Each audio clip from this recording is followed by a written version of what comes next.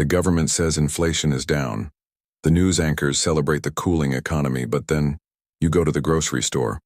You pay your rent. You fill up your tank. And it feels like you're being gaslit. If the official numbers say prices are stable, why does your bank account feel like it's bleeding out? Welcome to Skeptical Mind. Today we're looking at the Bureau of Labor Statistics' own math. 3 tricks used to make inflation look lower than it is. The government uses the Consumer Price Index, or CPI, to measure inflation. CPI measures a basket of goods, but that basket isn't static. Trick number 1 is called substitution. If the price of steak skyrockets, you and I say prices are rising, but CPI assumes you'll switch to hamburger instead.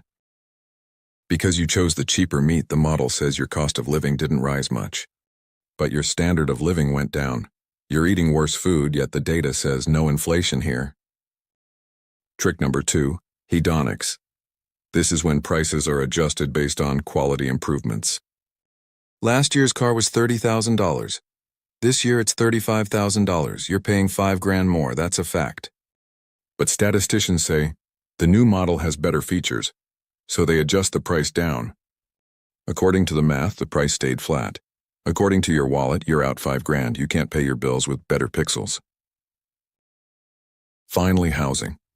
The biggest expense most people ever face. Home prices have exploded, but CPI doesn't track the cost of buying a house.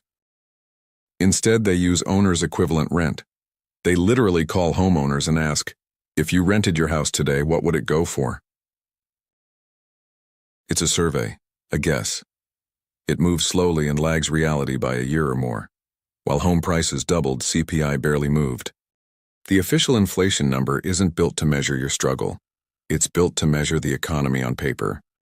So when the headlines say inflation is under control but you can't afford eggs, remember, the map is not the territory. So let's quickly recap the 3 statistical tricks that hide real inflation from you. First, substitution. When prices rise, they assume you'll just buy something cheaper. Second, hedonics. They adjust prices down for improvements you never asked for.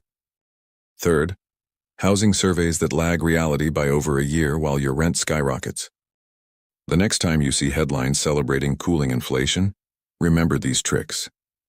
Your lived experience matters more than manipulated statistics. Don't let them gaslight you about your own financial reality. If this opened your eyes, hit subscribe and share this with someone who needs to see it. Keep questioning. Keep thinking. This is Skeptical Mind.